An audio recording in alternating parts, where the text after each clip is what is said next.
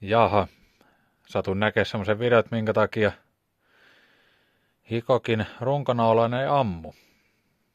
Ja ajattelin, että tämä on sen verran hyvä tieto muillekin, että voisi jakaa eteenpäin.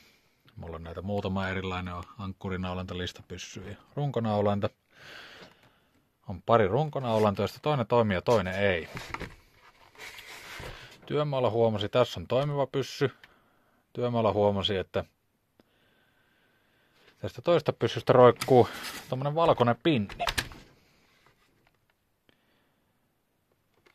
Eli toimivassa pyssyssä on paikallaan, tuolla, ja ei toimivassa ei ole. No se ei pysynyt siinä kunnolla enää, se tippui pois, niin mä heitin sen menemään. Se oli virhe. Tuossa pinnin sisällä on magneetti, ja se kertoo tälle pyssylle, että missä kohin ollaan menossa. Kun sitä ei ole paikalla, niin tämä pyssy ei tunnista, että tämä olisi valmis ampumaan. Eli siitä johtuu, että tämä ei ammu. Ei mulla muuta. Älkää heittäkö pois.